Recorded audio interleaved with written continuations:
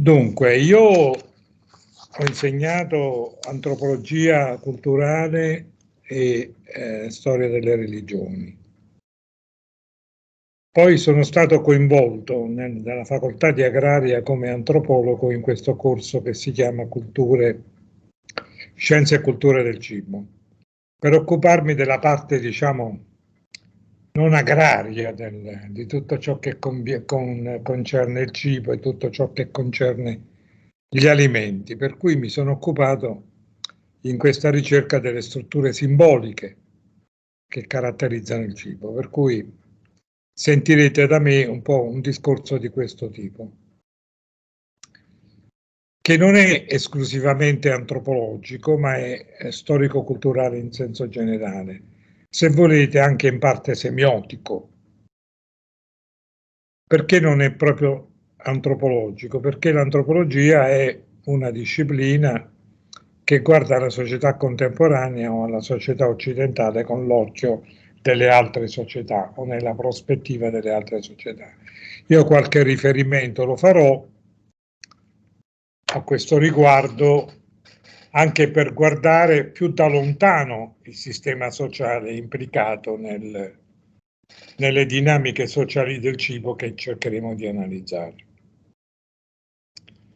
Una grande antropologa donna americana che si chiama Margaret Mead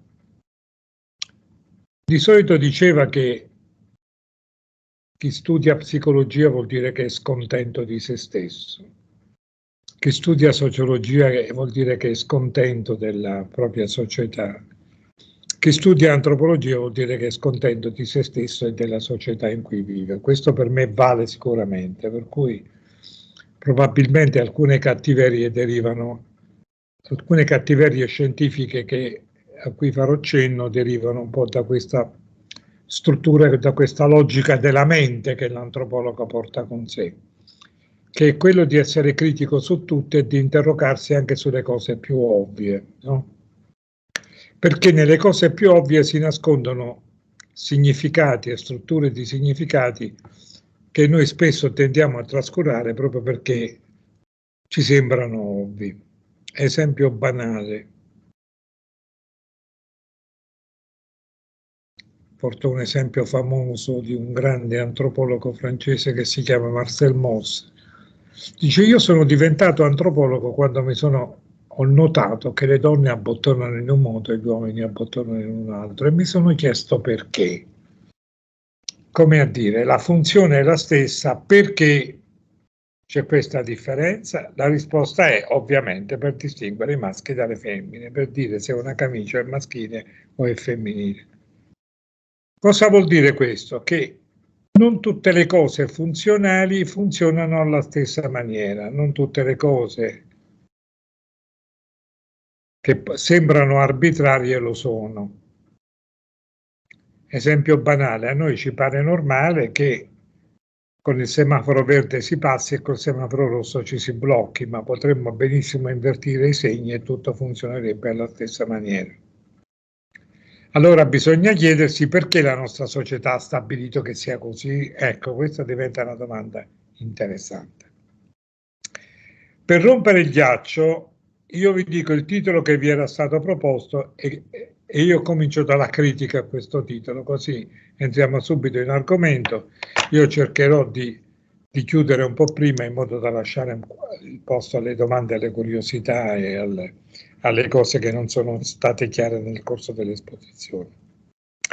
Dunque, il titolo era Storia e linguaggi connessi all'uso anche simbolico degli alimenti. Io quando l'ho letto ho detto alimenti, all'uso anche simbolico degli alimenti, perché ce n'è un altro di uso. Perché noi sappiamo distinguere dall'uso di un alimento il suo uso simbolico e quello reale. Quando voi andate a mangiare con il vostro fidanzato, distinguete la cena da quello che mangiate o con chi mangiate. È il panettone che fa il Natale o è il Natale che esige il panettone? Bella domanda. Cioè l'alimento è di per sé solo un alimento? O è anche cibo, che è tutta un'altra cosa?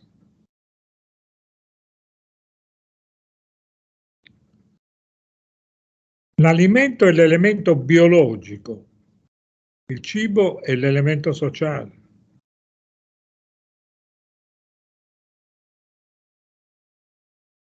Possono gli uomini utilizzare un alimento senza che questo diventi cibo? Cioè senza che si proietti su questo alimento altre cose? Vedo qui uno studente di medicina che potrà dirvi molto di più di me su questo, no?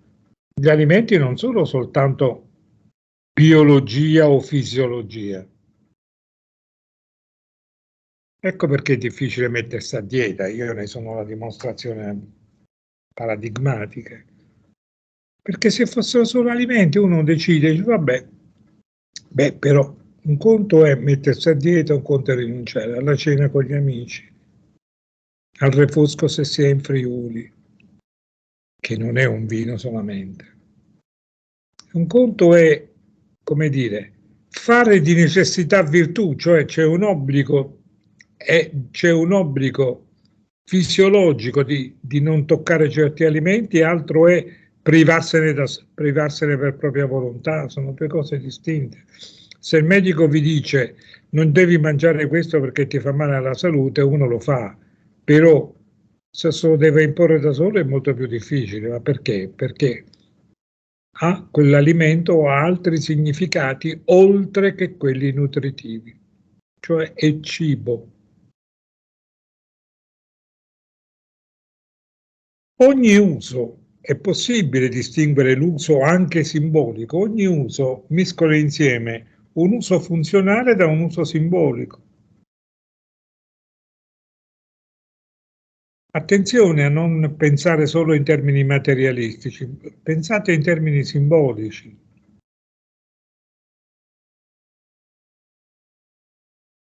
La stessa cosa potrebbe andare per il vestito, no? Allora d'inverno uno non dovrebbe mai mettere la minigonna, ma che vuol dire? Uno mica mette la minigonna perché c'ha caldo, mette la minigonna perché è moda. Perché a un certo punto nella storia dell'Occidente c'è stata una signora che ha inventato questa minigonna a scopi tutt'altro che protettivi, evidentemente, ma la stessa cosa vale per il cibo. Esempio banale: se voi trovate una pubblicità del cibo, non è che vi stanno invitando a pranzo o vi stanno invitando a cena, stanno facendo un'operazione di tipo simbolico, di comunicazione efficace per portarvi al consumo. Cioè non è il consumo che implica la comunicazione, ma in questo caso è il consumo che è la comunicazione che richiama il consumo, vedete? Si è tutto invertito. Mangiare la stessa cosa in situazioni diverse significa la stessa cosa?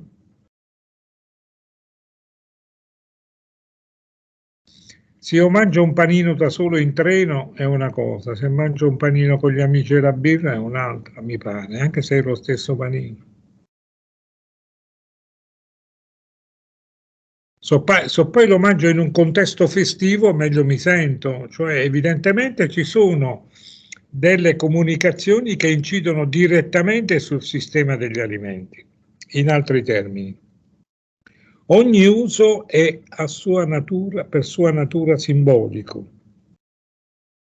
Uno potrebbe dire hai abusato. Che cos'è l'abuso se non un uso ipersimbolico, se non un uso metaforico anche? Allora, dove finisce l'uso metaforico e dove comincia l'abuso?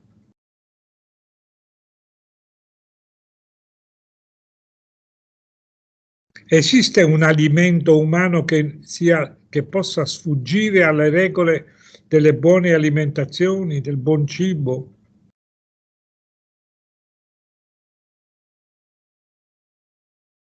Possono gli uomini utilizzare gli alimenti senza fare altro, cioè mangiare e basta? Senza sentire altro mentre mangiano, senza pensare altro. È possibile farlo questo dall'allattamento in poi?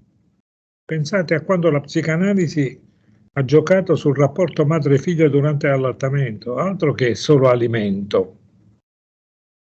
Io quando vedo le parole crociate, il latte è il primo alimento, di che? Del fisico, della psiche, della psicologia infantile, delle determinazioni inconsce. Che c'entra il latte con l'inconscio? Andatela a chiedere a uno psicanalista e vedete che vi fa un trattato.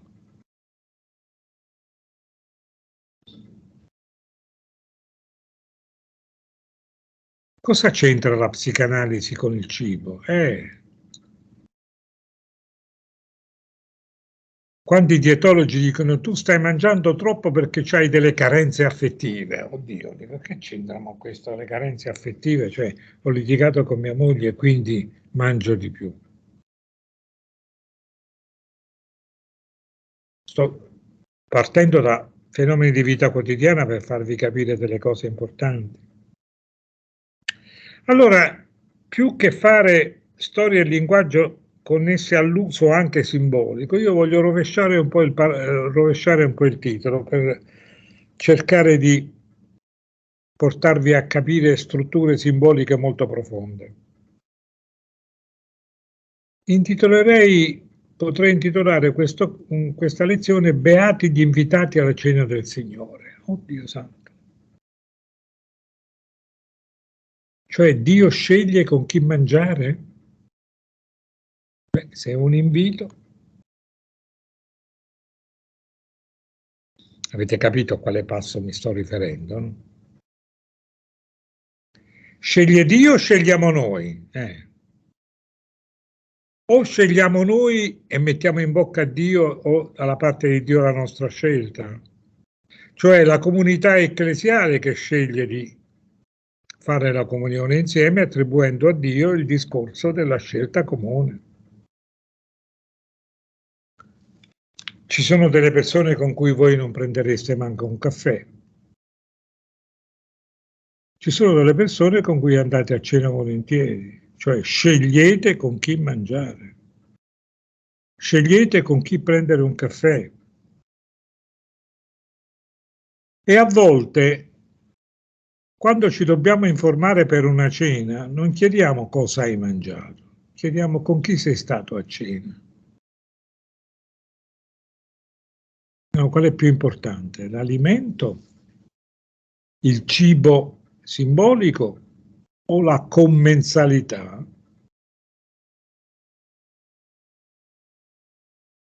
Se poi questa commensalità diventa anche commensalità con Dio, cioè comunione, beh, siamo al top della commensalità.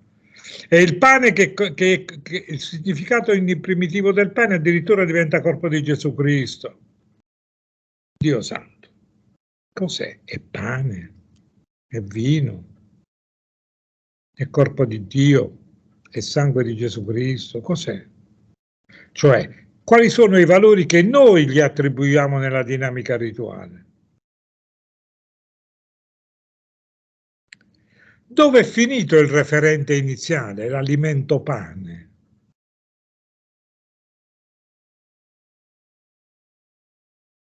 Uno non può dire oggi ho fatto la comunione, dice ma sono fatta una bella scorpacciata come se avessi mangiato 10 panini, no? Tant'è che addirittura è talmente infima l'alimento che la dimensione spirituale la sorpassa, no? Cos'è successo? Che addirittura abbiamo, come dire, ridotto il referente per costruire un metalinguaggio. In altri termini, non abbiamo fatto altro che costruire una serie di metalinguaggi che va dall'alimento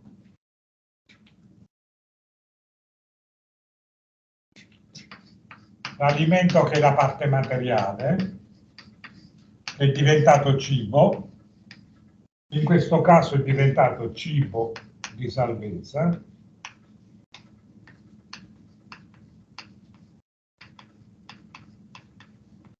poi abbiamo costruito una commensalità tra noi che viviamo insieme, tra noi che siamo stati invitati alla mensa del Signore, e poi abbiamo costruito una commensalità con Dio.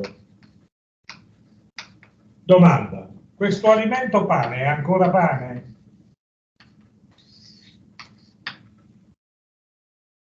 Uno direbbe sì, da una parte, tant'è che ha le apparenze, come dicono i greci, no? Sotto le apparenze del pane e del vino, tu mangi il corpo e bevi il sangue di Gesù Cristo. Ma è pane in apparenza, in verità che cos'è? Cibo di salvezza o addirittura corpo di Cristo? Domanda: ma chi lo fa queste trasformazioni? Com'è possibile che poco prima questo era un pezzo di pane e dopo addirittura è diventato corpo di Cristo? Chi lo fa? Sono le strutture simboliche crescenti, come vedete. Quindi abbiamo già un valore sociale, qui abbiamo il doppio del valore sociale, qui addirittura la natura è diventato soprannaturale, cioè ipersociale, ipersimbolico. Possiamo parlare, se volete, di una transignificazione, cioè di un cambiamento generale del linguaggio dei segni. Ecco, siamo arrivati alla semiotica. Dove questo non è altro che il segno del cibo, il cibo è il segno della commensalità e la commensalità è segno umano, è segno della commensalità divina, cioè c'è un gioco sempre più strutturato di metalinguaggi che si istituiscono sul linguaggio normale. Tant'è che addirittura poi lo possiamo chiamare corpo di Cristo o cibo di salvezza. Eppure apparentemente è rimasto tutto uguale. Se volete, nella sostanza materiale è rimasto tutto uguale. Però è tutto uguale, ma assolutamente no.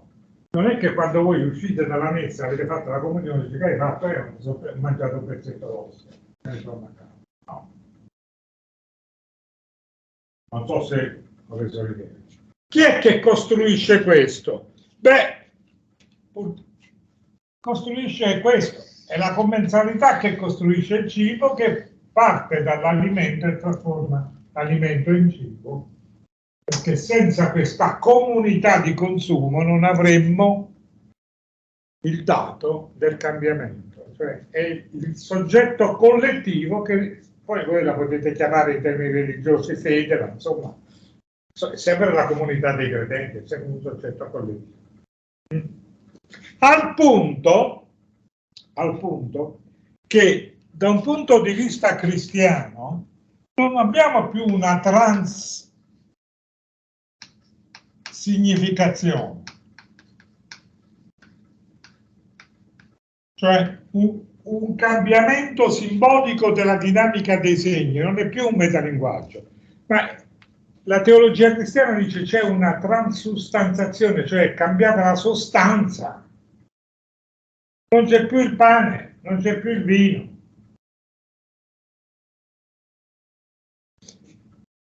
C'è un rovesciamento di sostanza, c'è una trasformazione radicale. Chi la opera? La teologia dice il sacramento, ma i sacramenti esisterebbero senza la comunità dei credenti? Risposta no. Quindi da un punto di vista umano è sempre la comunità dei credenti. Attenzione a questo. Non è antiteologia, è antropologia, cioè come gli uomini pensano le cose. Di qui una prima conseguenza.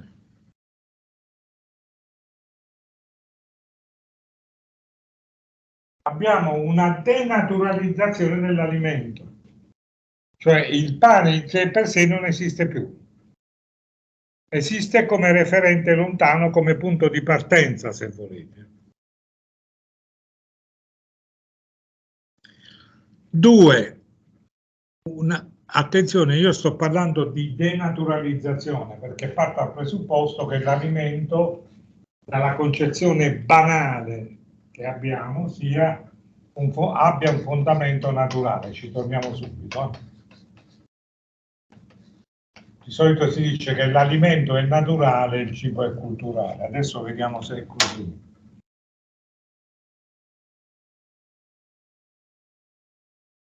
Attenzione, piccola parentesi antropologica, diffidate sempre di tutto ciò che vi dicono che è naturale.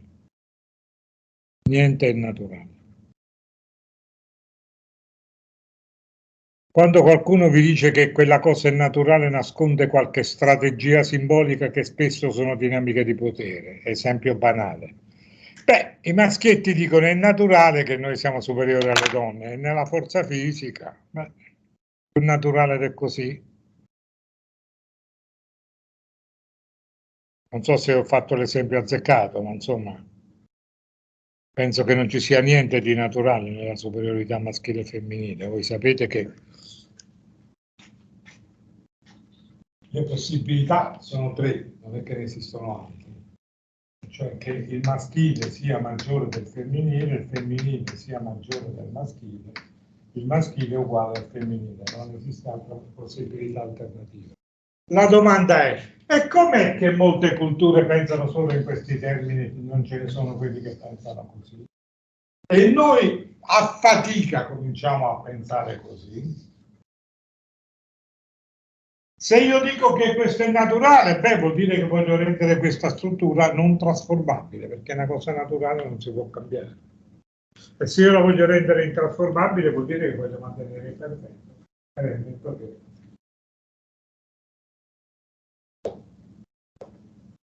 Quindi attenzione, quando si fanno scienze sociali, nulla è naturale. Non illudetevi che la natura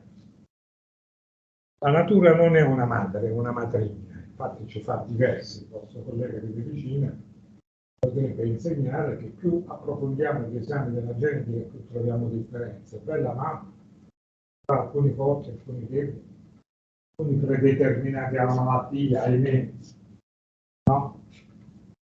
Altri predeterminati a vivere più a lungo, altri a vivere poco. Bella madre. Dice, noi siamo uguali per natura. No, noi per natura siamo diversi, totalmente, in tutto e per tutto. Sono le civiltà che ci possono far diventare uguali, come in questo caso. Cioè trasformo queste due in un criterio di uguaglianza. Quindi attenzione, non esiste nulla in natura che sia di per sé buono da pensare. Chi dice, ma madre natura, ma quale madre natura? Che colpa ha un handicappato? La natura che l'ha fatto così, è la madre. Quindi abbiamo un processo di denaturalizzazione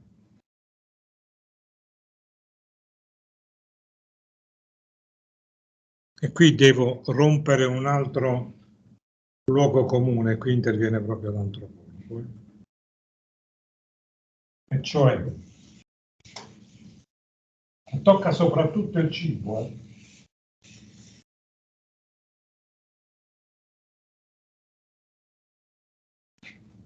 Allora, l'individuo ha bisogno di mangiare, il bisogno di mangiare porta allo scambio, poi il mercato. Eccoci, questa è tutta la grande narrazione dell'economia politica. Cioè tutti noi abbiamo bisogno del grano. Qualcuno ha detto da quando i cinesi hanno cominciato a mangiare pane siamo in crisi. Come se dicessi che da quando gli italiani hanno cominciato a mangiare riso la Cina.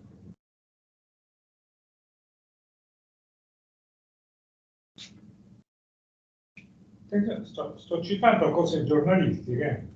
Qual è il discorso? Primo, se l'individuo di per sé ha bisogno, quindi ha bisogno di mangiare, allora io produco il pane, lei produce i fagioli, cominciamo con lo scambio, tot di pane, tot di fagioli, poi creiamo il concetto di moneta che diventa l'equivalente generale, lo scambio è la conseguenza dei bisogni diversi, per cui il mercato è la conseguenza naturale dello scambio, per cui gli economisti dicono che il mercato è la conseguenza naturale dei bisogni individuali. Siamo sicuri che è così?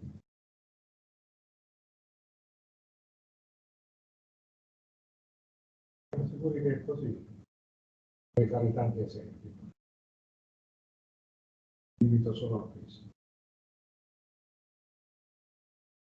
Se così fosse, le regole dello scambio dovrebbero essere conseguenti ai bisogni. È così? Quando voi dite ho bisogno di andare a comprare una borsa, non avete veramente bisogno? Perché non siete sinceri e non vi dite ho voglia di comprarmi una borsa? Mi piace un'altra borsa? Perché dovete proiettare una legge economica su una legge del piacere? Mica siete voi, è il sistema che vi fa pensare. Cioè, il consumismo non è altro che il bisogno indotto e poi è il surplus del bisogno. Qui comincia la grande critica antropologica, che riguarda anche il cibo. Guardate che nel mondo ci sono miliardi di persone che muoiono di fame, ma non perché il cibo è assente, perché molte ne buttiamo. Una valanga di liquidi.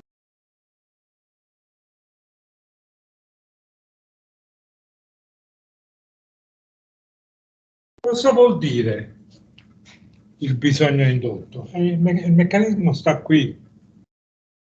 Cioè noi viviamo in un'epoca in cui i nostri bisogni tendono a crescere perché?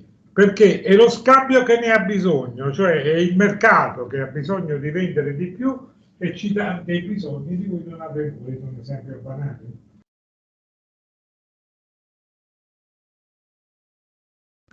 Voi come me siete figli di una regione agricola, no? Le vostre nonne facevano il pane fatto in casa, che sicuramente era più buono di quello che si vende in panetteria, ma non perché io ce l'abbia con le panetterie di Udine, ma perché so che il savoir-faire delle donne contadine era eccezionale. E quelle signore facevano il pane fatto in casa, che era più buono di quello, credo, di quello che si produce in panetteria, con un costo bassissimo. Domanda: supponete che il pane della nonna alla nonna costava 10, il pane del fornaio costa 100, costa anche di più, ma lasciamo perdere. Questo non va nel PIL, questo sì. Conseguenza, noi mangiamo peggio e spendiamo di più, qua mangiamo meglio e spendevamo di meno. In termini di PIL, qual è la società ricca? Questa e non questa. Un po' stranissimo. Al punto che adesso il mercato si inventa il pane casareccio, lo fa passare per pane della nonna e lo vende 3 volte tanto. Un capolavoro. Che c'entra il cibo in tutto questo? Alimento pane, che c'entra? Che c'entra il bisogno? Come vedete è tutta costruzione dello scambio che incide sul bisogno. Per cui c'è un sistema che mi fa aver bisogno di qualcosa, la stessa cosa vale per il vestire, non mi dilungo, insomma, no. Sono fortissimi quando dicono mi fanno ridere quelli che fanno pubblicità. Però le false Lacoste le fanno in Cina, perché le Lacoste normali dove le fanno? A Parigi. Però Poi mette il falso con quella vera. Chi stabilisce quella vera e quella falsa? Lo scambio è il bisogno. Io sono sicuro che tutti noi, se ci dessero una vera e una falsa, non sapremmo riconoscere. Tolto il coccodrillo non lo sapremmo riconoscere. Allora, chi è che stabilisce quale è vero? È naturale? Assolutamente no. Tutto questo è prodotto dello scambio. Ho fatto l'esempio del pane perché è l'alimento per eccellenza, ma potrei farne mille altri, insomma, no? È inutile stare ad entrare nei particolari. Quindi una denaturalizzazione, cosa vuol dire questo? Una denaturalizzazione degli alimenti, ogni alimento è cibo e nel momento in cui è cibo diventa anche simbolico. Risponde a bisogni non alimentari, ecco. Denaturalizzazione del mercato.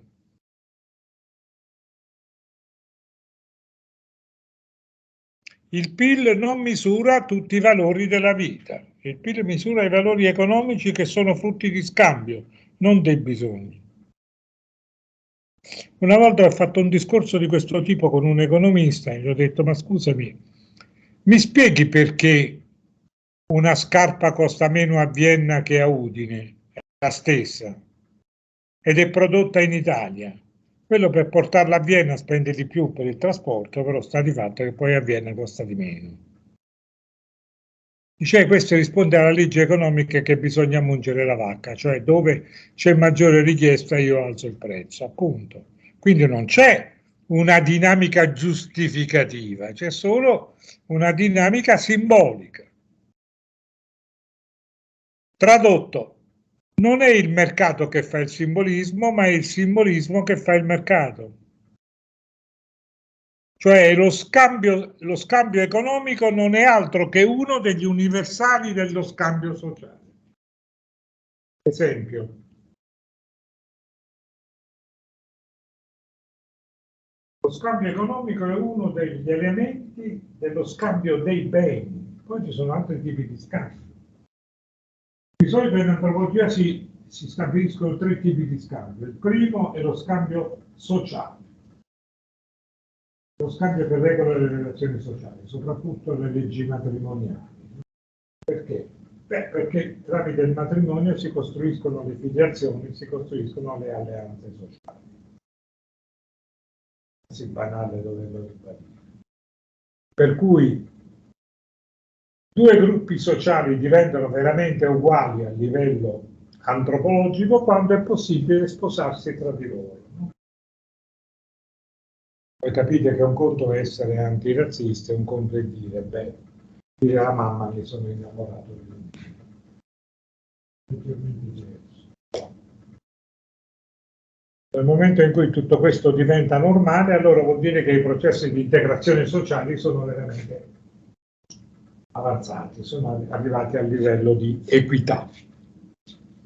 Quindi lo scambio economico non è altro che uno dei tanti scambi dei beni, scambio sociale, scambio dei beni, scambio simbolico, per esempio il linguaggio. L'economia non è altro che uno dei luoghi di scambio dei beni, in cui ce ne sono molti altri. Per esempio, il dono. Noi possiamo scambiare cose utili e possiamo scambiare cose inutili. Ma il dono, qual è il dono più preferito? Beh, spesso quello dell'inutile. Perché? Perché l'utile me lo devi dare un po' comunque. Quando una mia nipotina un giorno ha preso un vestito che la mamma le aveva regalato per il compleanno, l'ha buttato per aria, la mamma mi ha detto, ma guarda quanto è maleducata sta bambina. Io ho detto, guarda che c'è ragione la bambina. Tanto il vestito lo dovevi comprare uguale. Lei percepisce il dono in termini di gratuità, anche di cose inutili ma che siano pensate per lei. Il vestito davvero lo dovevi comprare, o almeno nella sua percezione gli era dovuto, quindi non è più un dono. A Natale voi siete Lo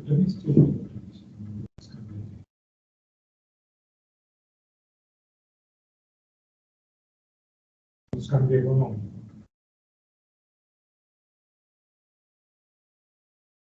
Se vi regalano qualcosa da mangiare, pensate che sia un alimento.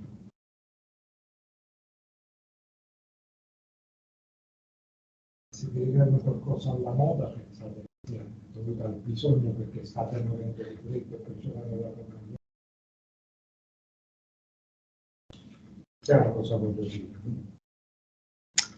Quindi abbiamo una struttura di scambio che sono gli scambi sociali, gli scambi dei beni e gli scambi simbolici. Questi tre si incrociano continuamente tra loro. Ad esempio, pensate a come il cibo si interseca con la sessualità, con lo scambio sociale.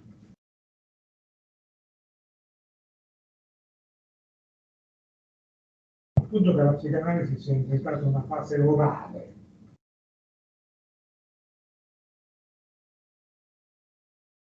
Perché? Ma è semplice, perché, lo scambio dei beni e lo scambio sociale si intersecano fra di loro. Senza di essi l'uomo non può vivere.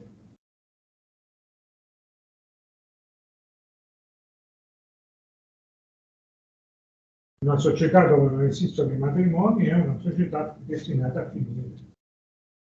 Alla stessa maniera, una società in cui non esistono regole alimentari è una società destinata a finire. Perché noi mangiamo sempre con delle regole. Anzi, se qualcuno non osserva certe regole, noi gli diciamo che è incivile, che è selvaggio. Ma dipende da ciò che mangia o da come lo mangia. Quando è maleducato sta bambino ancora non gioca le mani.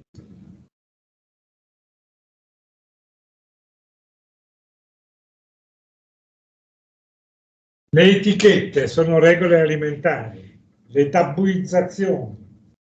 Attenzione ai maschietti, non dite mai alla fidanzata che è più buono il pasto preparato. Ma è solo un fatto di alimenti? Come voi sapete, questo si collega al fatto che esiste la tabuizzazione della suocera, no? La suocera, insomma, di solito bisogna tenere l'antistanza il più possibile. Casuale? Assolutamente no. Come vedete la stessa regola tocca l'alimento e tocca la relazione sessuale.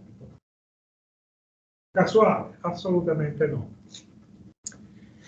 Quindi, cosa sto dicendo? Sto dicendo che un sistema sociale non può sopravvivere senza delle regole. E quali sono le regole primarie? Beh, sono quelle che toccano la sessualità e quelle che toccano l'alimentazione. Guarda caso, la nostra cultura, ci tornerò poi, nasce con un peccato che è una tabuizzazione insieme alimentare.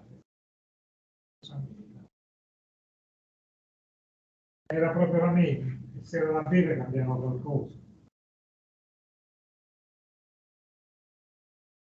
Dice, ma pure Dio allora dovrà mettere delle regole alimentari, per forza, se no non esiste il genere umano.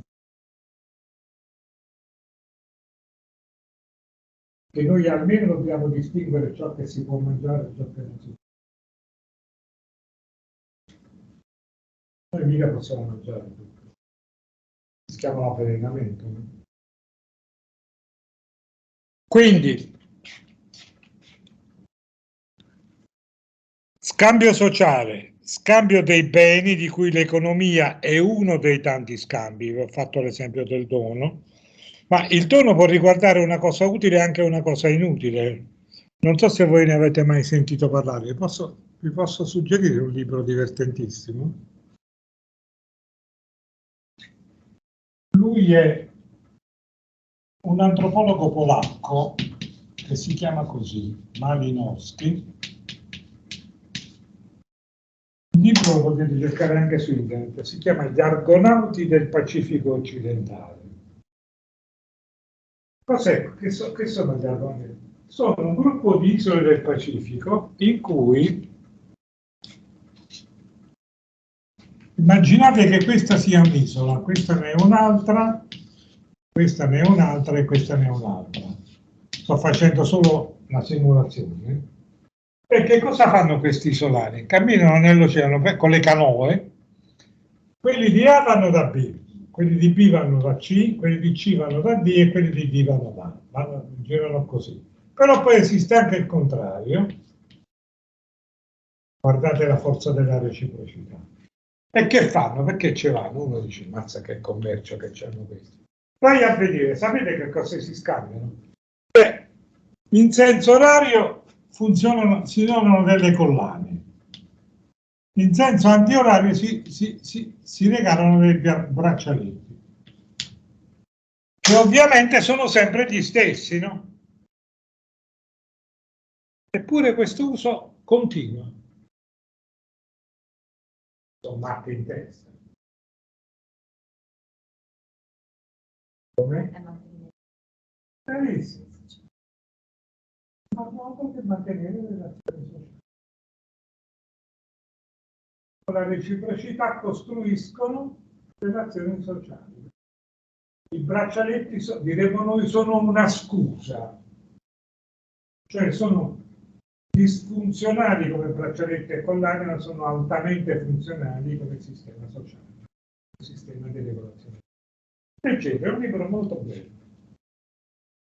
È inutile adesso starvi a dire società del dono. Vi faccio solo un esempio alimentare. I popoli cacciatori di solito vivono di caccia raccolta, cioè dei prodotti spontanei della terra, e poi vivono di caccia, cioè gli uomini vanno a caccia e le donne si vedono. Evidentemente c'è una reciprocità di lavoro, ma anche una reciprocità di fornitura del cibo. Cioè, è chiaro che le donne mantengono gli uomini con la raccolta e gli uomini mantengono le donne.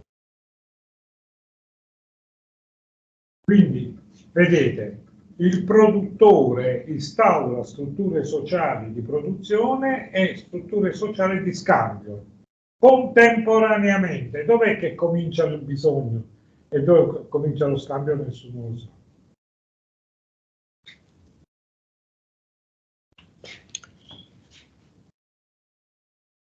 La dico così. Attenzione, che sia nel bisogno sessuale, bisogno di cibo, l'uomo, essere umano, ha bisogno comunque di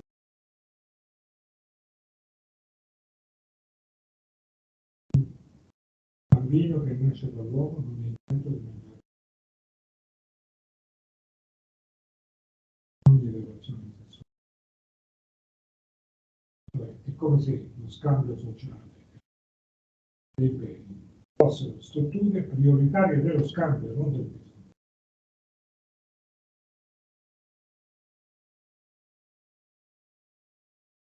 Attenzione che l'uomo sull'isola deserta che provvede la propria sopravvivenza è una famosa Robinsonata. Perché non c'è. Perché qualora ci fosse stata quel tipo di sopravvivenza sarebbe finita con. Cosa significa questo? Che un sistema sociale ha bisogno di regolamentare il cibo e nella misura in cui lo regolamenta gli dà significati simbolici.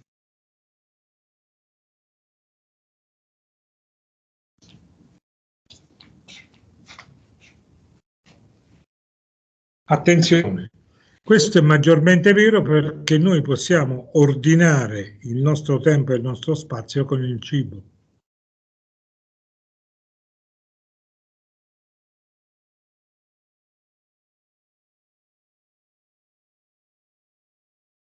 C'è bisogno che mi sia occupato di Giappone se dico che ho mangiato sushi.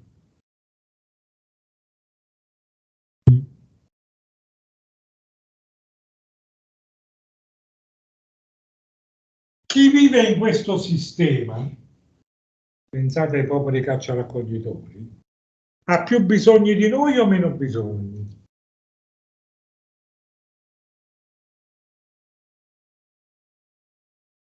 Cioè tutte le sollecitazioni mercantili che abbiamo noi? Assolutamente no. Eppure noi diciamo che questi sono società povere e noi siamo società benestanti e ricche. Da cosa è dato questo? Dal PIL? Uno che ha meno bisogno e si accontenta è più ricco di chi ha più bisogno. Io sto bene così, chi vede da me?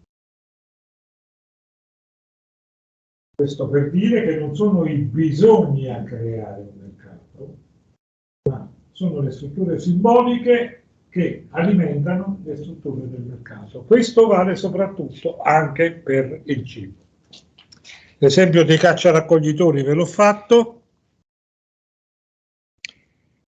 Quindi noi riusciamo a pensare il tempo della festa, il tempo calendariale, riusciamo a pensare tramite il cibo anche. Se io dico il tempo in cui si mangia il panettone, voi capite subito che è Natale. Se parlo di colombe, che poi più o meno siamo là, voi dite, beh, ma allora è Pasqua.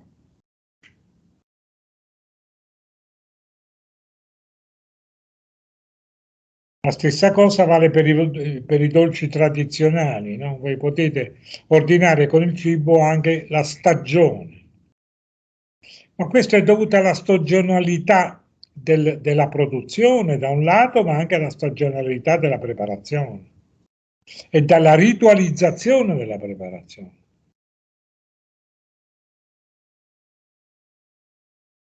Attenzione che la preparazione alimentare delle nostre nonne non era dovuto soltanto a una struttura funzionale, aveva dietro una struttura rituale. Bisogna cucinarlo così, perché? Ma perché si fa così?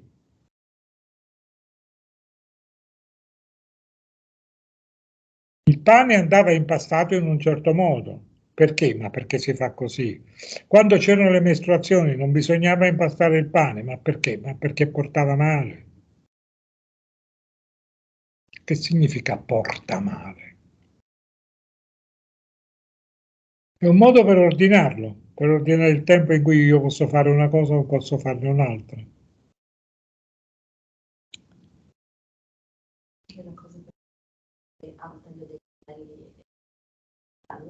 Tutto, anche i cicli lunari, mancanza, crescenza, sono tutti ordini del tempo, no? In base al quale io ordino il mio mondo. Attenzione che una società, lo dicevo prima, può vivere senza tutto, ma non senza regole, perché finisce il sistema sociale. Quindi noi possiamo con il cibo, proprio perché è una struttura simbolica, ordinare il tempo, ordinare lo spazio.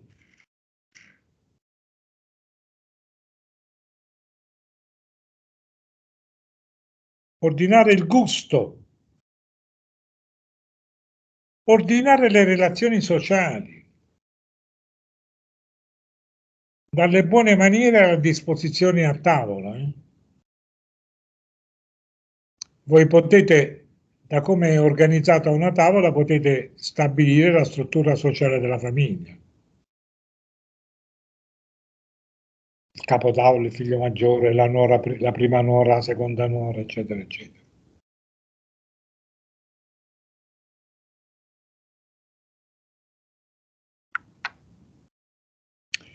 Il più grande antropologo del secolo scorso, che si chiama, chi non l'avesse mai sentito, si chiama così,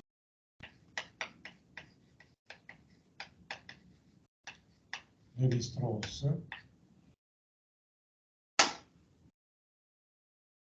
ha scritto una cosa che a me mi ha colpito molto. Vi do la citazione. La cucina di una società costituisce un linguaggio nel quale questa società traduce inconsciamente la propria struttura o addirittura rivela, sempre senza saperlo, le proprie contraddizioni.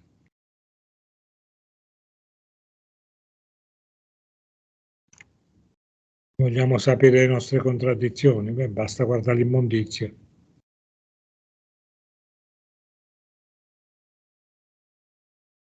Quanta roba, quanti alimenti buttiamo. Mamma mia.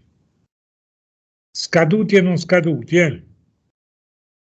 La scadenza è la grande invenzione per farci ributtare prima. Voi sapete che è tutta una finzione la scadenza, sì.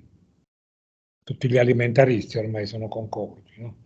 Quando una cosa è scaduta la puoi vedere almeno un altro po', almeno il tempo di mangiarla e di digerirla. Per alcuni alimenti addirittura va di 6 mesi, va 6 mesi dopo, quindi mi spiegate una scadenza che può essere rimandata di 6 mesi, che scadenza è? Allora la domanda è, ma scade veramente? Risposta, come alimento no, come cibo sì, cioè c'ha una scadenza sociale, stabilita socialmente.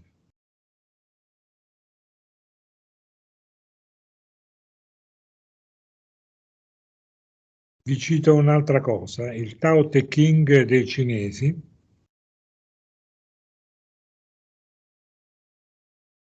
governare un vasto stato è come cucinare dei pesciolini.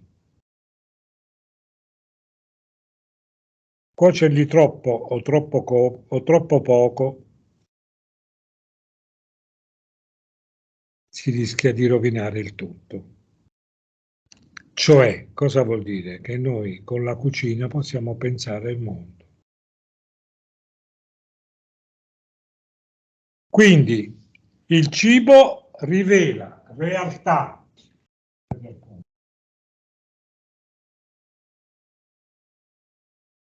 Attenzione, perché questo è un fatto molto molto importante.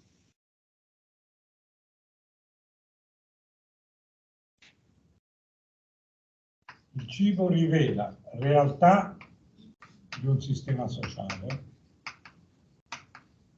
con le sue contraddizioni, le sue strutture, eccetera, eccetera. Soprattutto entra nei 3 tipi di comunicazione, comunicazione sociale. Questo è il motivo per cui la pubblicità migliore per gli alimenti è collegata con la sessualità, mi pare evidente. Quando io trovo una bottiglia di whisky bevuta da una bella ragazza, non è che mi stanno offrendo vogliamo vendere il whisky, mica mi stanno offrendo una gita alle Hawaii. Ma perché? Ma perché sono carichi simbolicamente la sessualità e il cibo. Poi sul cibo faremo l'esempio alla fine del discorso. Poi la comunicazione e lo scambio tra i beni, che abbiamo detto, e poi la comunicazione simbolica. Poi rivela tutto l'immaginario. Che cosa si intende per immaginario? Ecco. L'immaginario in antropologia è ciò che una società ritiene possibile e pensabile.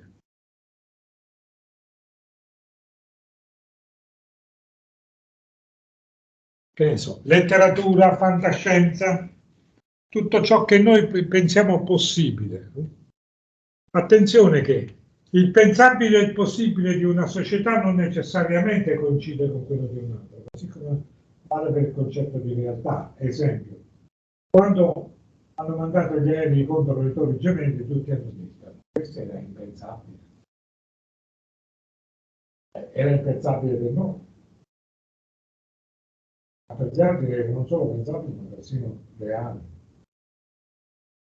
Per cui le società si distinguono non solo per il loro concetto di realtà, ma anche per il loro concetto di immaginario.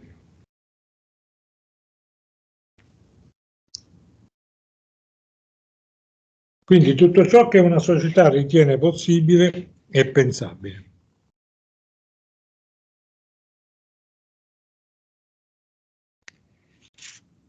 Cominciamo adesso brevemente la seconda parte, che riguarda appunto l'immaginario.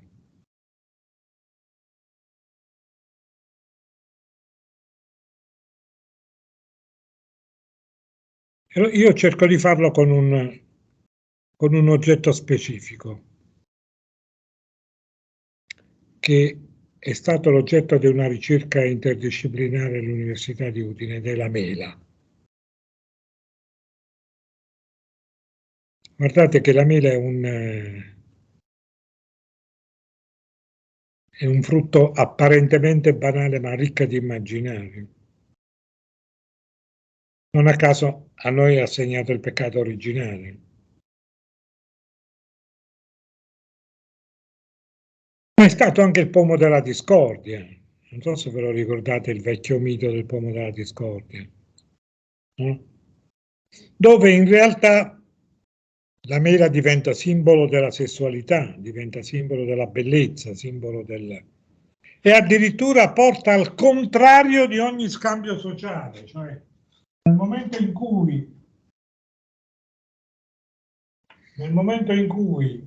viene meno lo scambio sociale e viene cancellato ogni tipo di regola sociale, beh, nasce il conflitto.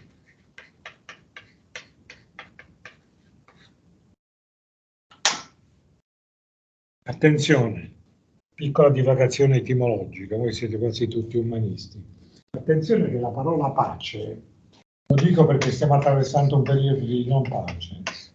La parola pace viene dal latino pax, pacis, che ha la radice verbale pactum.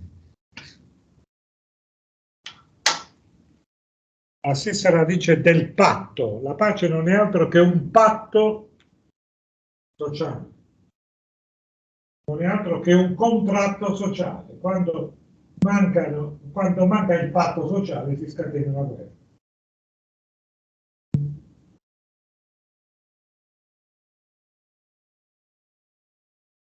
Quindi il conflitto è l'opposto dello scambio regolamentato, evidentemente, no? Cioè, ogni società deve darsi le regole del proprio scambio. Ad esempio, ci dobbiamo dare delle regole matrimoniali. Tu puoi sposare certe persone sì e certe persone no. È dovuto a un fatto biologico? Assolutamente no. È dovuto a una tabuizzazione sociale, una regola sociale. Esempio,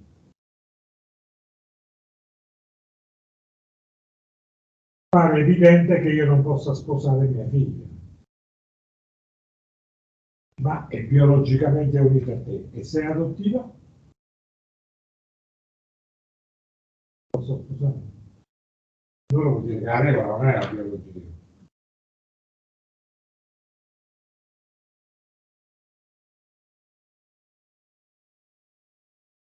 Qual è la regola matrimoniale che esiste tra noi? Sì, ci liberiamo del biologico, a me mi interessa liberarmi del biologico. La regola matrimoniale da noi è la monogamia, che consiste nel puoi sposare chi ti pare, ad eccezione di tua madre, di tua figlia e di tua sorella.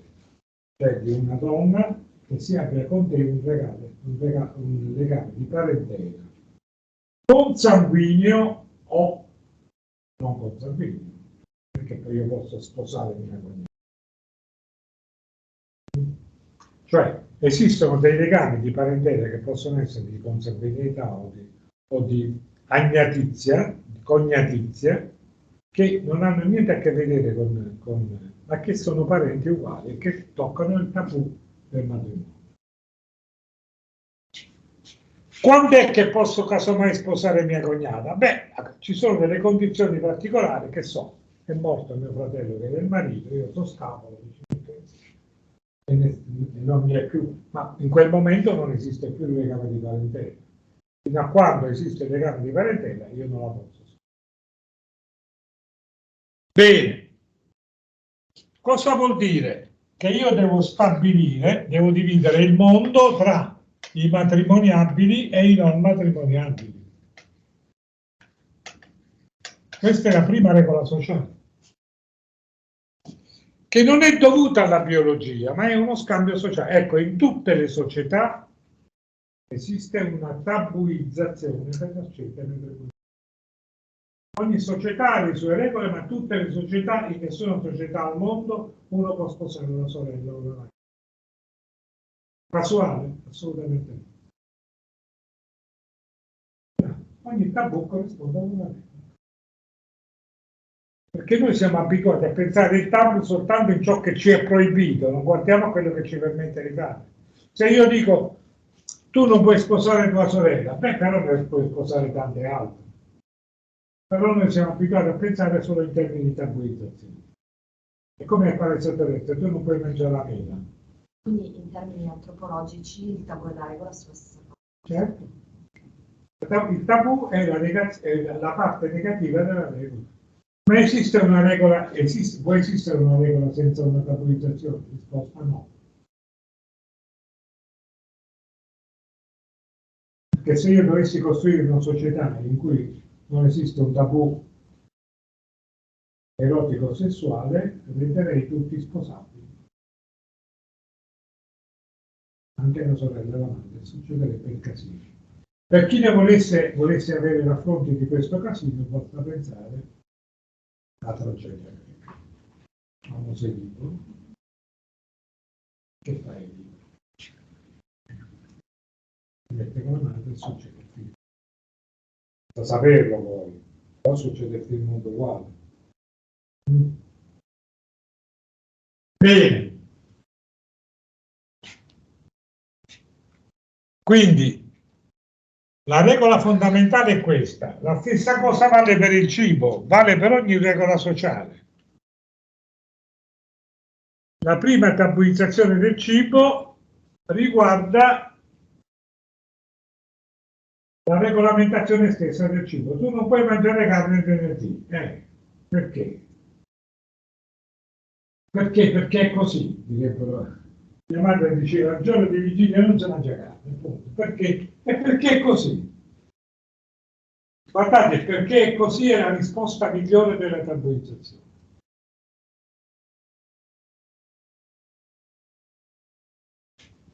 Perché così significa perché non ne possiamo fare a meno.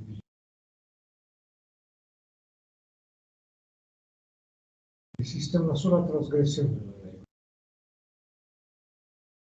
che è una trasgressione rituale, la trasgressione del capo. Deve durare fino a...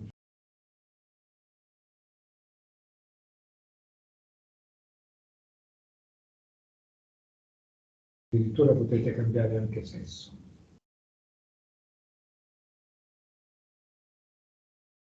Però finito quel martedì potete fare anche le orgie alimentari ubriacate, però finito il martedì dopo arriva la Quaresima. Non avete mai pensato che con il cibo regoliamo le stagioni? È la Quaresima. L'esplosione della Pasqua che cos'è se non l'esplosione della natura, dell'abbondanza, delle nuove? La Quaresima che cos'è? È il venir meno delle risorse dell'inverno. Dobbiamo consumare meno perché ne abbiamo di meno. Conto contadino, ovviamente. Società industriale non ha più senso. Quindi, prima tabuizzazione, cibo e sessualità. E nel pomo della discordia voi lo ritrovate tutte e due. Ve lo racconto brevemente. La dea della discordia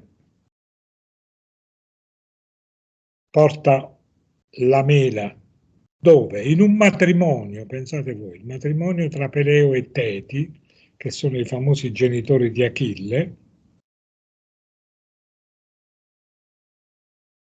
e porta questo pomo che per volere di Zeus deve essere data alla più bella dea che c'è in questa grande commensalità di dei e di uomini, no? E voi sapete che le tre dee erano appunto Era, che era la capa delle donne dee, la moglie di Zeus, poi c'era Afrodite che era la dea della bellezza e c'era Atene che era la dea della saggezza. Chiaramente tutti vorrebbero questo pomo perché tocca la più bella e vanno ci vuole chi stabilisce che è la più bella. Allora vanno da Zeus e Zeus da buon maschietto dice, per carità, lasciatemi perdere, mettetemi tra tre donne, per carità di Dio. Anche perché ci sta pure la moglie in mezzo, ma sia mi scappa qualcosa verso qualche altra, chissà che succede. E allora che cosa fanno? Scelgono Paride come giudice, cioè la dea della discordia sceglie Paride, il quale ha promesse diverse dalle varie dee, solo che Afrodite che gli promette? Beh, gli promette di fargli dono della donna più bella che esiste al mondo. Avete già capito come va a finire, insomma Paride sceglie Afrodite e la donna più bella che era la famosa Elena, moglie di Menelao. Guarda caso, succede il finimondo e scoppia la guerra di Troia. Che è successo? Che di fronte ad una regola non stabilita, nasce il conflitto. Colpa della mela, colpa di Afrodite, colpa di Eris, no, semplicemente colpa di un'assenza di regole che regola la distribuzione dei beni e la distribuzione della sessualità. In altri termini, cosa racconta? Attenzione, che se non regoliamo i rapporti tra maschi e femmine, sarà una guerra continua. E questa è appunto la guerra di Troia. Andiamo al nostro mito, il mito di Adamo ed Eva. Beh, anche qui, attenzione che il mito è leggibile in due modi.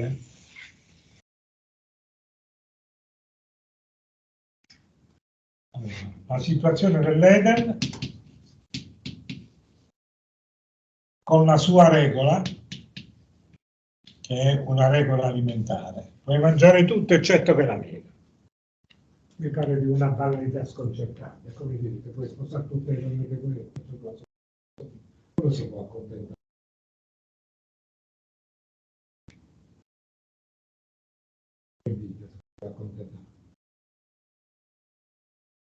Eppure, guarda caso, diceva lei, no? L'autorizzazione. Qui abbiamo la mela. Che succede? Che Eva convince Adamo e così a quel momento che fanno tutti gli uomini, attenzione, tutti gli uomini che fanno? Muoiono, quando prima erano immortali. 2. Tutti gli uomini devono coprirsi. Perché? Perché diventa evidente la differenza tra i sessi. 3. Lavorerai col sudore della tua fronte. Lavoro come necessità per la cosa del mangiare, mentre prima si viveva nell'abbondanza dell'Eden. Cioè, quindi cambiano le regole della sessualità, cambiano le regole del cibo, cambiano le regole della morte e della vita. Casuale che queste due regolano i rapporti tra la morte e la vita? Assolutamente no. Dice mannaggia Eva e mannaggia Adamo. Mannaggia che? Avevamo la condizione umana senza quel peccato. Quindi volendo io. E qual è la giustificazione che danno ad Adamo ed Eva? Cioè, che il serpente gli dice diventerete capaci di distinguere il bene dal male, sarete in questo simili a Dio. Cosa significa distinguere il bene dal male? Cominciare ad avere bene.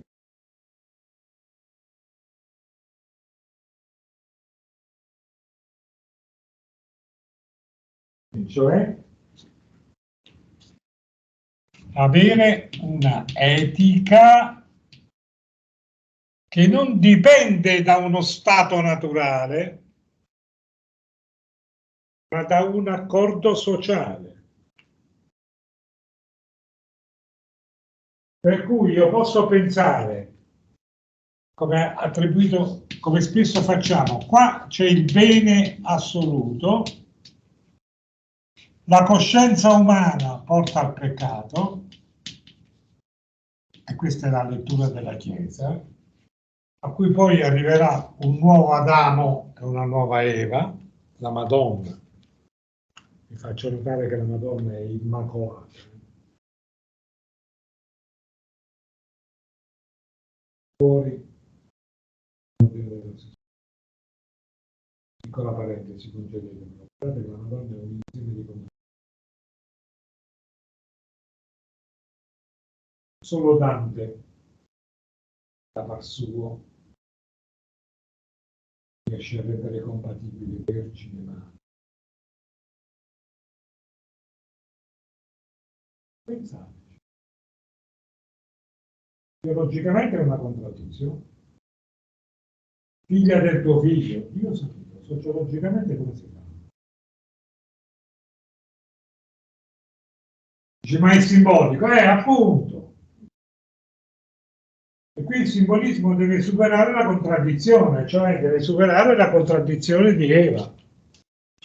Per cui abbiamo una nuova Eva, una nuova... Non voglio adesso entrare nella tematica del cristianesimo. Sta di fatto che per il cristianesimo questo era buono da pensare, il peccato porta all'umanità. Poi qual è il passo successivo? Beh, è il nuovo Eden, cioè se gli uomini obbediscono al nuovo Adamo, arriveranno al paradiso che durerà in eterno. Cioè si torna ad una situazione che è migliore di quella originale.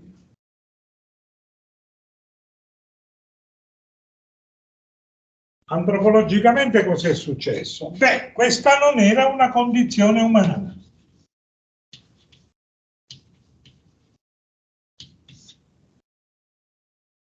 Qui abbiamo il sì della condizione umana, che diventa costrizione alle regole.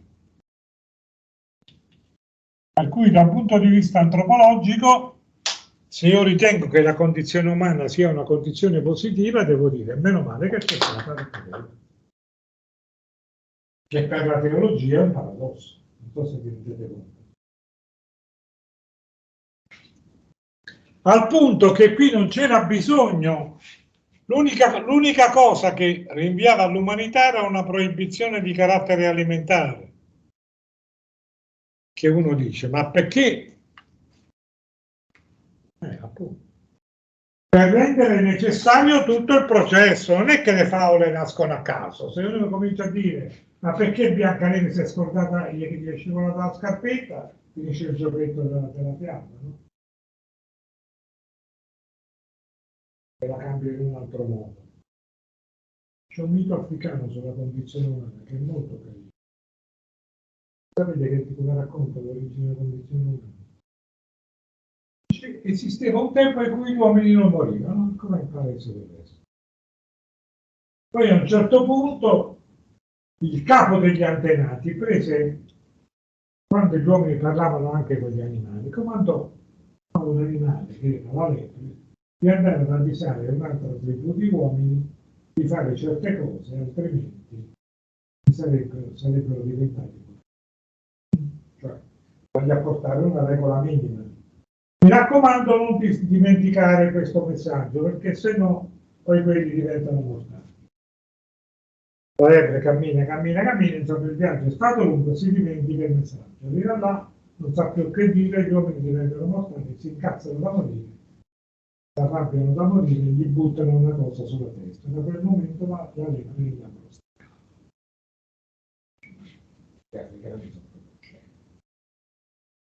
C'entra la cosa staccato con gli uomini mortali. E che c'entra il serpente?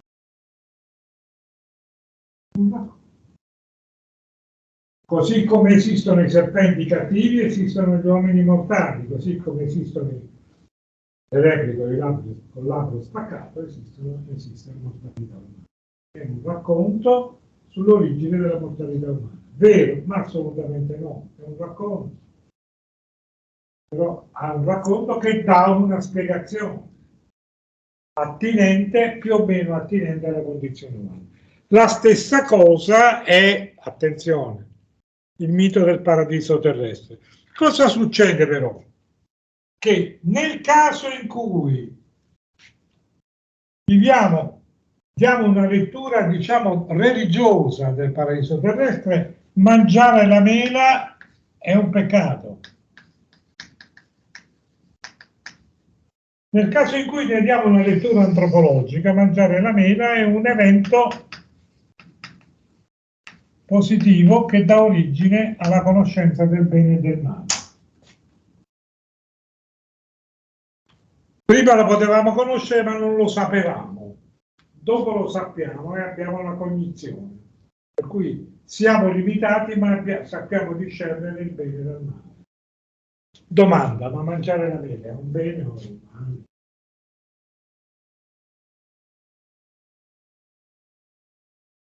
Dipende. Se io gli do a questo racconto, provate a fare un salto di 2000 anni. C'è qualche ditta che ha messo la mela? Solo la mela. La menta del. Solo? La Apple. Si chiama così.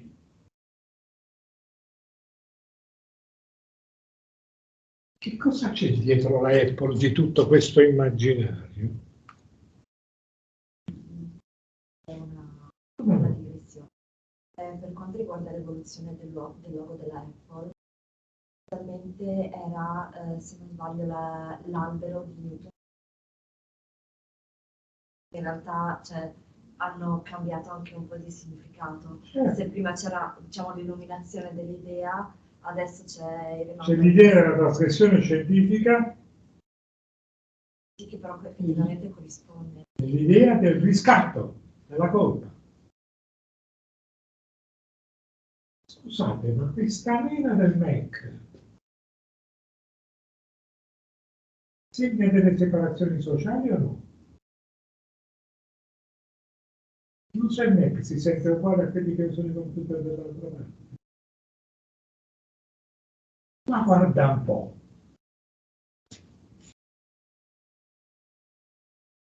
Ma guarda un po'.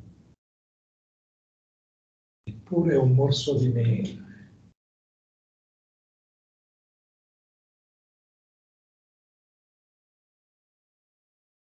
È restato l'alimento. Se voi date una spiegazione biologica, dite, va bene, quello vuol dire tutti quelli che vogliono mangiare la mela, che già non è poco.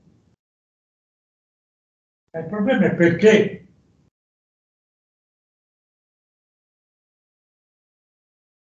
è come se uno ci dicesse, attenzione, che non c'è un evento positivo senza una trasgressione.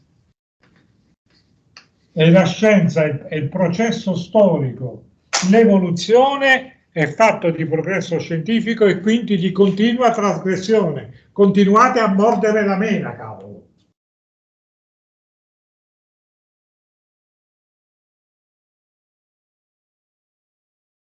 Se non lo volete fare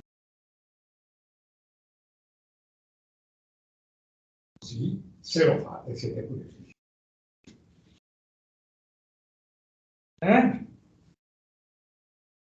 Che cosa sta facendo il pubblicitario in questo caso? Sta scavando nell'immaginario collettivo e ci frega con l'immaginario. Sempre la stessa mela quelli raffigurati nei quadri della Madonna, di Eva che sta sotto, il peccato originale, sempre quella è. Però che lui mette solo una mela morsicata.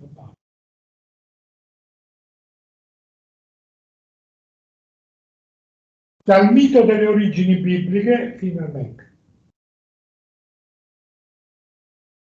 Che è rimasto dell'alimento mela?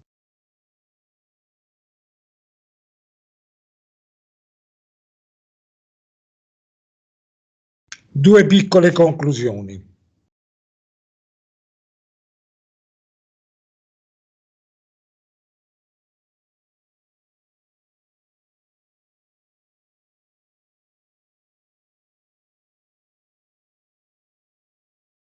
La Apple è processo e rottura con il passato, trasgressione, ambiguità. Ecco, mettiamola così.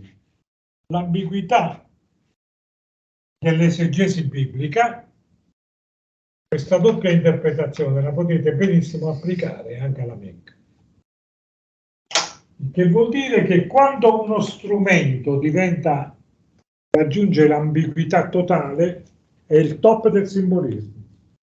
Ognuno se lo legge come gli pare. L'importante però è che venga condiviso. E quanto più è condiviso, più è efficace, voi lo capite bene, no? Il messaggio pubblicitario vale fino a quando è condiviso.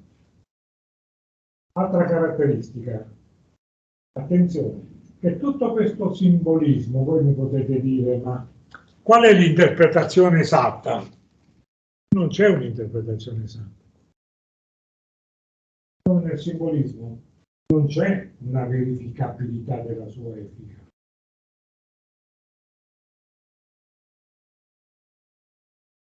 Il messaggio pubblicitario è valido di per sé, non perché noi ne siamo capaci di sicuramente efficace. Può succedere che quando io creo uno slogan pubblicitario la vendita cresce, ma può succedere che te cresce. Ma qui abbiamo, non è un simbolismo pubblicitario, è un simbolismo di marchio. È come se io nel marchio racchiudessi tutta la mitologia che me la porta con sé. Tutto l'elemento di trasgressione e di progresso razionale, ma allo stesso tempo di trasgressione, ma se è la mera della trasgressione è anche la mera della speranza e della riconciliazione. Quindi tutto è proiettato verso il futuro. E quando si è proiettati verso il futuro non si perde mai l'efficacia. Bene, due conclusioni. La prima, andiamo verso un periodo, un'epoca storica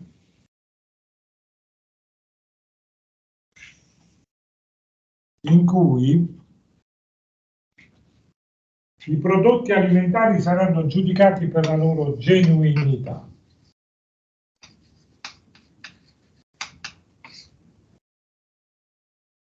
Dove nella genuinità esistono una serie di corollari biologici, fisiologici, medici, eccetera, eccetera, su cui io non sono in grado di intervenire. Certo che questa genuinità deve riguardare la produzione e lo scambio. Quando voi sentite parlare di chilometro zero, significa dire riduciamo lo scambio al massimo. Oppure lo rendiamo talmente ristretto che diventa conoscibile. Quindi il prodotto non è più anonimo. Io uso l'olio che mi ha dato il contadino che conosco. Beh, quello non è solo olio. Mangio il pane che ha fatto nonna, non è solo pane. Mangio l'insalata a chilometro zero, non è solo insalata. Quindi abbiamo un criterio di genuinità che riguarda la produzione e lo scambio, che segna l'alimento e lo fa diventare cibo genuino. Poi c'è anche una genuinità sociale.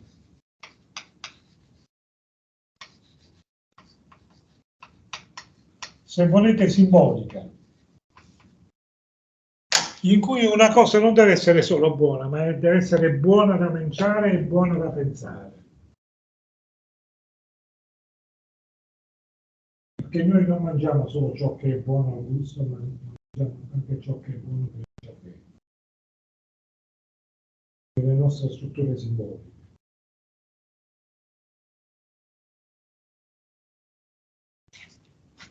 Quali sono le strutture che rendono genuino socialmente? Beh, la commensalità. Il mangiare insieme, che è il contrario del mangiare da soli, è il contrario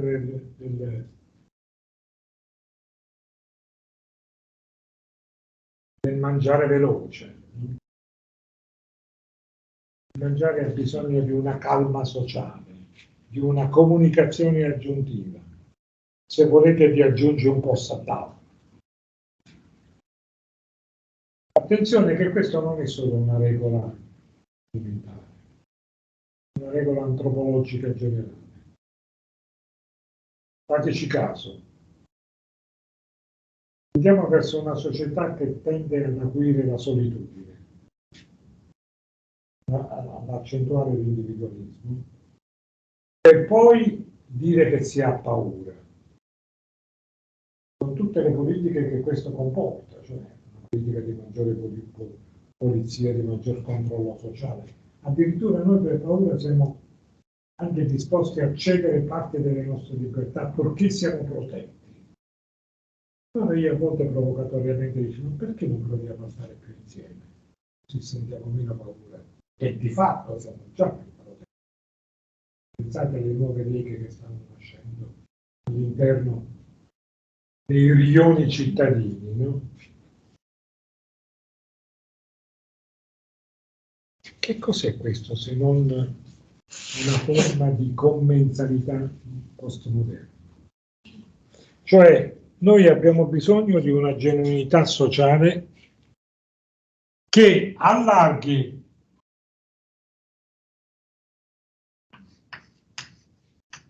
la commensalità non solo ai vicini, ma anche ad altre civiltà. È inutile dirvi che questo è il futuro della globalizzazione. Il cibo è sempre stato una struttura globale. Paradosso. Vuole mangiare buona la pizza che andare a Napoli. Che c'è di napoletano? Pomodoro americano.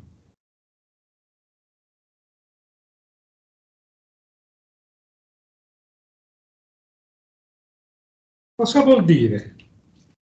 Che la genuinità di un prodotto è data soltanto dalla sua esclusività o è data maggiormente da una commensalità di produzione? Da un'interazione di prodotti che entrano in gioco fra loro. Cioè è la commensalità che produce ricchezza alimentare.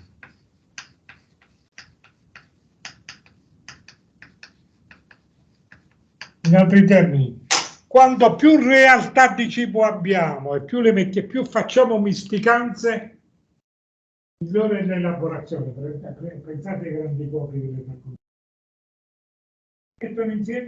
Mettono insieme ciò che prima non pensavamo pensabile potesse essere messo. Creano i nuovi piatti. Agrodolce. Perché questi nomi?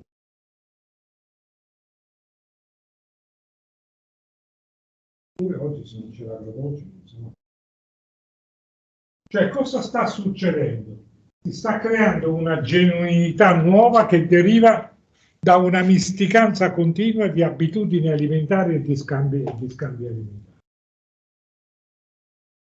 Quindi il futuro della genuinità nasce anche dal fatto di mettere insieme realtà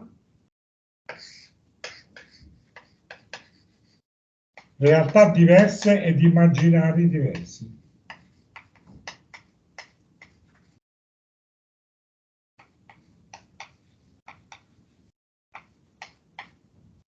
Questo però risponde ad una regola ancora più generale, che è la regola del mondo contemporaneo che segna l'antropologia. Vi dico questo come ultima nozione e poi mi fermo e vi apro alle domande. Che cosa sta succedendo oggi? Sta succedendo una cosa straordinaria che ha sempre caratterizzato l'Occidente, ma adesso che non è solo l'Occidente a farlo, ma a farlo tutti, l'Occidente si ritrae in maniera sospettosa e paurosa. Avete mai pensato a sapere che cos'è la cultura occidentale?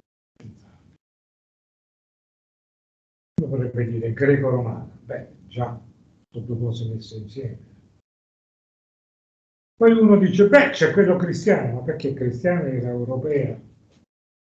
La Palestina fa parte dell'Europa. Cosa ha fatto la cultura cristiana? Ha messo insieme una religione, il mondo greco-romano, un'altra commissione. Poi che hanno fatto? Sono arrivati i barbari, ma no, hanno cristianizzato pure i barbari, quindi anche tutte le culture nordiche, questo è l'Occidente europeo. Poi è arrivata l'America, la scoperta dell'America, a te si è mescolato tutto, per cui l'America è Occidente, voi dite sì, ma è lo stesso di prima? Assolutamente no, perché dietro l'America ci stanno le culture indiane, ci stanno l'Occidente, tutta una serie di altre cose. Domanda, ma questo Occidente si è allargato, ha inventato la pizza, unendo l'America e l'Italia, c'è anche la pizza. Pensate cos'era l'Occidente senza il caffè, senza le patate. E adesso non vi sto a dire, solo bisognerebbe fare una storia delle conquiste alimentari guardando le messe insieme delle cose. No?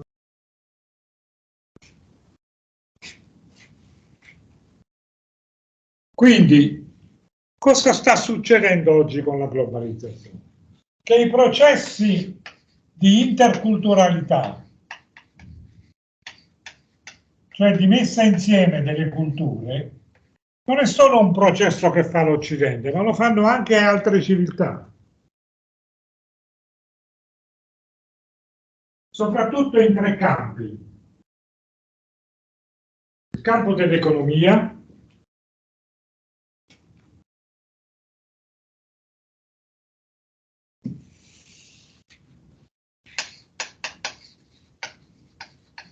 l'economia è globalizzata, il campo della scienza, scienza-tecnologia,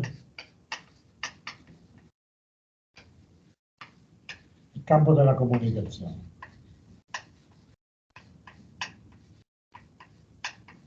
Ricordate il concetto di genuinità composta di cui parlavo prima. Cosa sta succedendo con tutto questo sistema globale? Che tutte queste relazioni, attenzione, l'economia è lo scambio dei beni, siamo sempre là. La comunicazione è lo scambio simbolico e questo è lo scambio del sapere.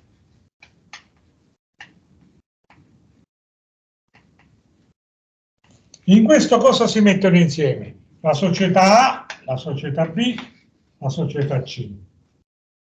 Attenzione, nella storia non esiste solo la colonizzazione occidentale, esiste la colonizzazione cinese, la colonizzazione musulmana. E oggi? E oggi la particolarità è che ogni civiltà grande pensa in termini globali. Per cui noi abbiamo l'idea di una globalizzazione fatta dall'Occidente, non è più così. Ogni civiltà ha il suo modello di globalizzazione. Pensate a cosa sta facendo la Cina. Questa incidenza negli alimenti, a voglia no, voi mangiate cinesi. Se vi vogliono andare in Cina per mangiare cinese. Vedete come il cibo rispecchia i sistemi? No? Cosa sta succedendo? Che questa A, questa B, questa C, poi D, eccetera, eccetera, ha una sua realtà, un suo concetto di realtà, un suo concetto di possibile e di pensabile. La stessa cosa vale per qui, chiamiamolo realtà 1, possibile e pensabile 1, realtà 2, possibile e pensabile 2, eccetera, eccetera. Cosa succede? Che nel momento in cui metto insieme queste due, entrano in relazione tra loro e si allarga il concetto di realtà. Diventa più complicato, più sistemico. Immaginate cosa succede quando metto insieme il possibile e il pensabile.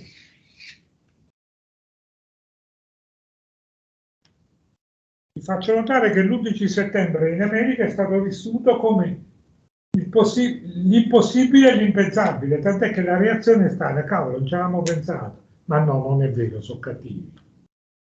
No. Noi siamo costretti ad allargare il concetto di realtà e il concetto di possibile e di pensabile. Non è che siamo costretti, ce lo impongono le contingenze della storia, possiamo ritrarci, però sappiate che dalla globalizzazione non si torna indietro. Questo tocca non solo gli alimenti, ma anzi sono gli alimenti e il segno stesso della globalizzazione. Senza che ce ne accorgiamo, il mondo produttivo entra in relazione e nascono nuovi bisogni di alimenti, nuovi bisogni di cibo, nuove strutture simboliche che le caratterizzano. Attenzione, l'Occidente ha sempre favorito questo processo, oggi dice basta. Io voglio tornare alla mia identità.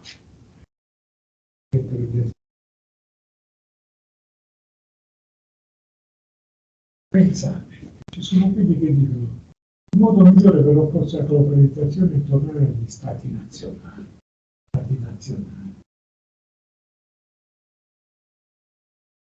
Voi già vedete nell'Erasmus già il concetto di nazione vi appare molto vero. Immaginate che cosa può pensare un cinese. Ognuno è libero di pensarla come vuole. Sappiate però che antropologicamente il processo storico è questo. Si va verso un sistema di interazioni totali di realtà e di immaginario. E io dico di più, dobbiamo favorirlo. Perché? Perché noi abbiamo bisogno non solo di arricchire il nostro senso della realtà, ma anche di arricchire il nostro immaginario. Cioè immaginate cosa succede ad incrociare i possibili e i pensabili di diverse civiltà. Diventa una cosa incredibile. La genuinità del cibo viene da una misticanza sociale, da una interrelazione di commensalità.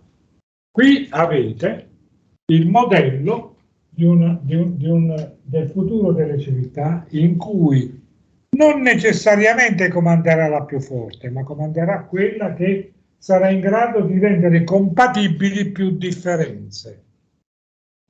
In termini alimentari, guarda, il cibo del futuro sarà una completa misticanza. E noi non saremo più in grado di superare. Questa misticanza arricchirà anche, io spero, la genuinità sociale di chi la vive, con tutti i problemi che questo comporta. Non è che così scompare la fame nel mondo, le dinamiche di potere vanno ricorrette, non è che la fame nel mondo esiste perché c'è la misticanza, nel mondo esiste perché alcuni si appropriano di più del bisogno e buttano il superfluo. Questo farebbe parte di un corso a parte. L'importante è farvi vedere che tutto ciò che si muove a livello di cibo, a livello di allargamento di relazioni sociali, tutto ciò che si muove in una prospettiva antropologica tende ad includere e non ad escludere. È la stessa cosa che fa la cucina. La cucina non esclude mai nulla, include e regola. Mi fermo qua.